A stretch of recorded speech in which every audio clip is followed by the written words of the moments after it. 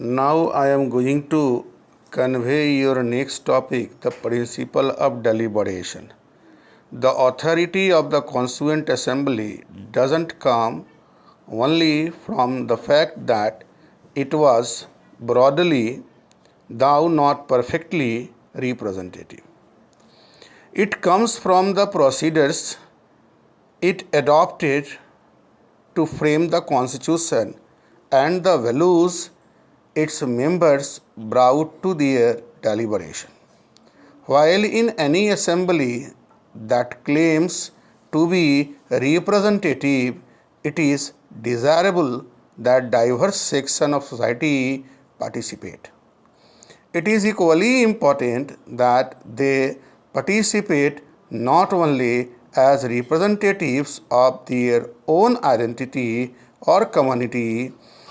Each members deliberated upon the Constitution with the interest of the whole nation in mind. There were often disagreements amongst members, but few of these disagreements could be traced to members protecting their own interest. There were legitimate differences of principle, and the differences were many. Should India adopt a centralized or decentralized system of government? What should be the powers of the judiciary? Should the Constitution protect property rights? Almost every issues that lies at the foundation of a modern state was discussed with the great sophistication. Only one provisions of the Constitution was passed without any debate: the introduction of universal suffrage. Universal suffrage means that all citizens reaching a certain age would be entitled to be voters irrespective of religion, caste, education, gender, or income.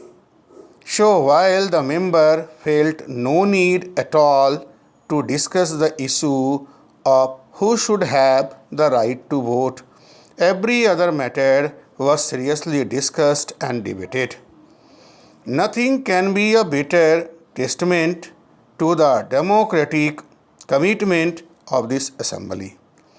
The Constitution drew its authority from the fact that members of the Constituent Assembly engaged in what one might call public reason. The member of the assembly placed a great emphasis on discussion and reasoned argument.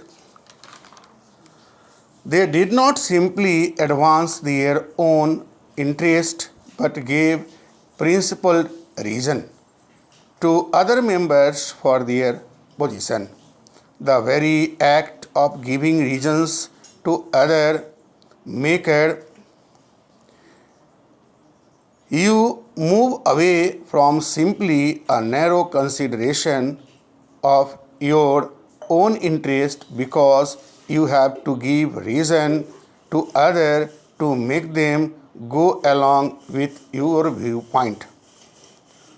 The voluminous debates of the Constituent Assembly, where each clause of the Constitution was subjected to scrutiny and debate, is a tribute to public reason at its best. These debates deserve to be memorialized as one of the most significant chapters in the history of constitution making, equal in importance to the French and American revolutions.